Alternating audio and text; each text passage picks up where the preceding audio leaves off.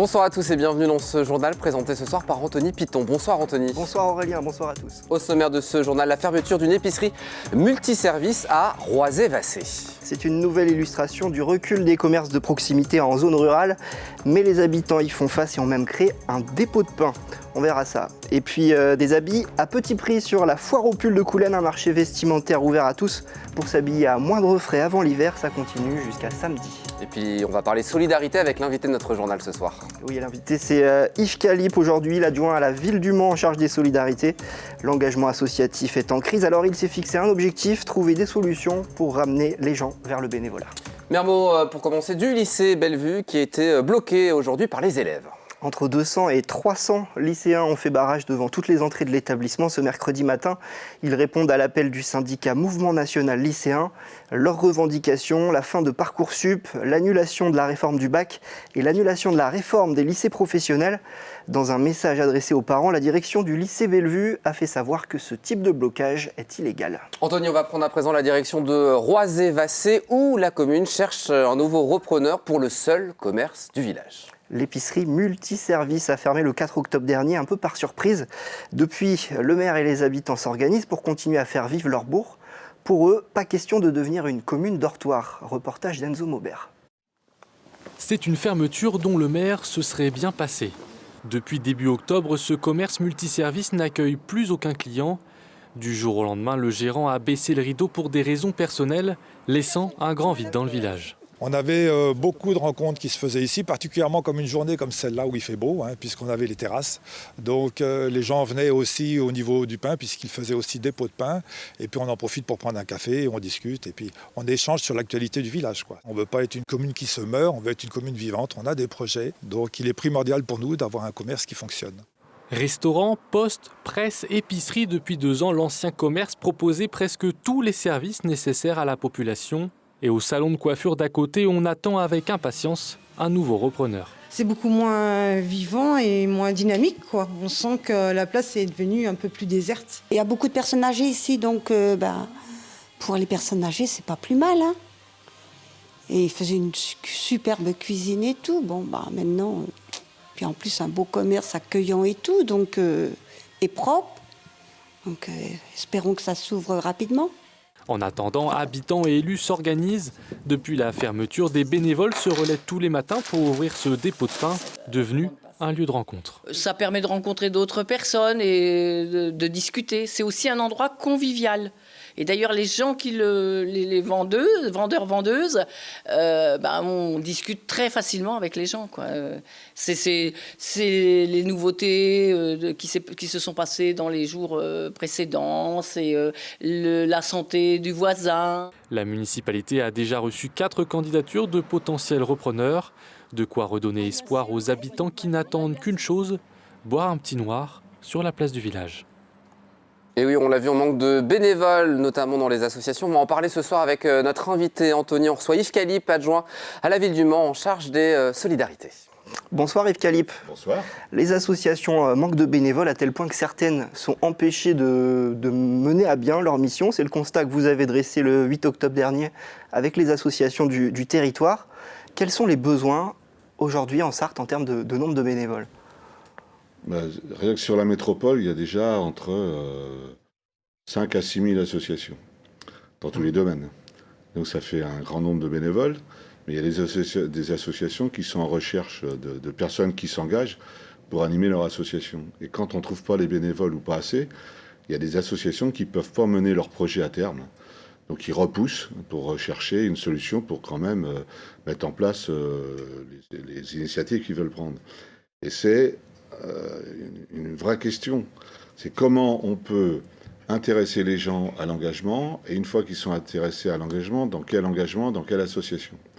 Et donc on a un pivot, l'association France Bénévolat, qui aide, mais il faut donner le goût aux gens de l'engagement, et il faut les rassurer. C'est-à-dire, il faut leur dire, vous savez, quand vous êtes engagé dans une association, c'est pas pour 1 heure, 2 heures, 3 heures ou 3 ans, c'est le temps que vous avez à consacrer à l'association.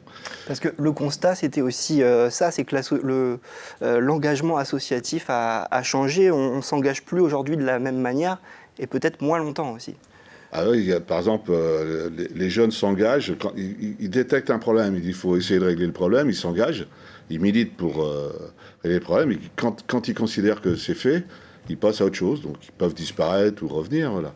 Et donc, c'est pas forcément, je disais ça avant, il y a les années 70 ou 80, quand on s'engageait, on comptait pas de temps, mais c'était dans l'air du temps, il n'y avait pas... Aujourd'hui, on est dans une société où il faut se retrouver, il y a la famille, un certain nombre de choses comme ça.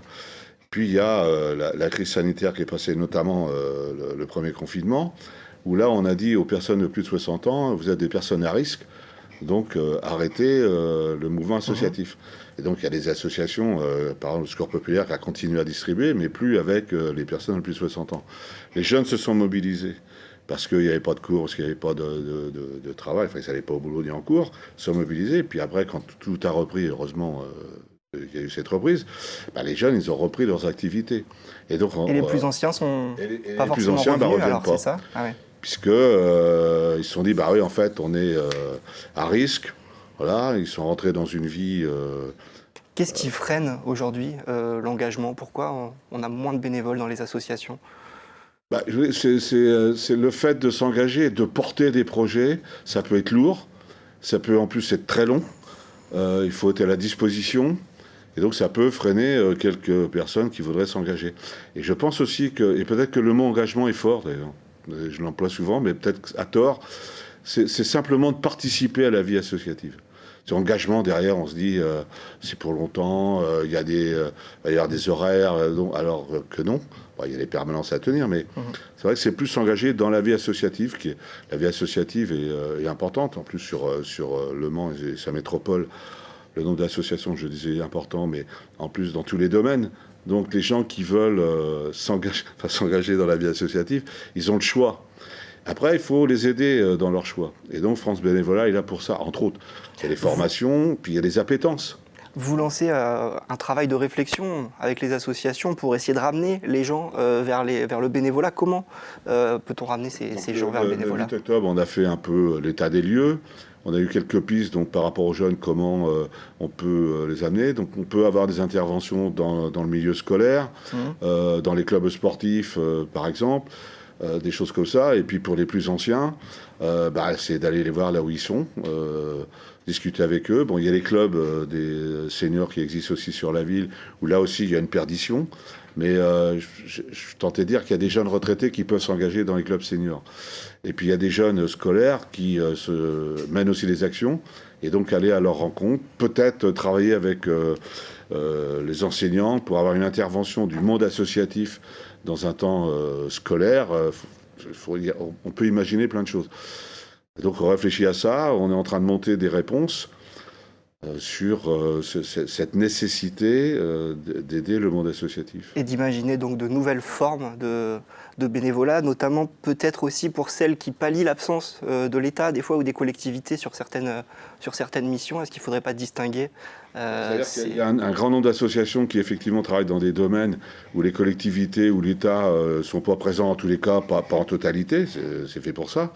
Et donc le monde associatif, c'est pas qu'il pallie au manque de l'État ou des collectivités, c'est qu'ils rendent des services et qu'à un moment donné, la collectivité, elle dit je vais aider telle association qui fait telle chose. Alors ça peut être aidé financièrement par des locaux, par un certain nombre de choses comme ça, mais je pense qu'on doit se parler. Alors on se parle, et encore plus, il faut encore nouer davantage de liens sur des formes de partenariat, et c'est important.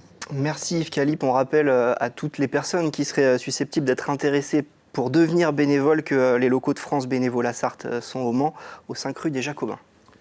Direction Anthony à présent, Coulennes, pour parler d'une grande première. Jusqu'à samedi, la commune organise une foire aux pulls, une friperie géante ouverte à tous, mais surtout destinée aux personnes dans le besoin. Et ils sont de plus en plus nombreux selon la municipalité. On voit ça avec Hélène Galliana. C'est une volonté de la mairie, portée par plusieurs friperies de la ville et l'association Formation Insertion Chantier de Coulennes.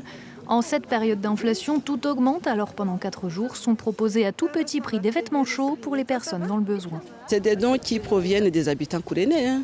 Donc des dons proviennent des gens, des donateurs, des gens qui sont généreux. Et puis il y a aussi la FIC Créafibre, qui est une association d'insertion et qui récolte pas mal de dons. Une initiative solidaire qui veut aider des foyers qui risquent d'être moins chauffés cet hiver. On est quand même face à une population qui n'a pas beaucoup de revenus. La plupart, c'est des minima sociaux. Donc du coup, avant de dépenser 1 euro, il faut réfléchir plusieurs fois. Et donc en accédant à cette foire aux pulls, ils vont pouvoir acheter des pulls à 2 euros, 3 euros, des pantalons, tous les vêtements d'hiver. On pourra bien se vêtir dans nos maisons pour chauffer moins, baisser d'1 degré la température. La foire aux pulls est ouverte à tous et accessible jusqu'à ce samedi, près de la mairie de Coulennes.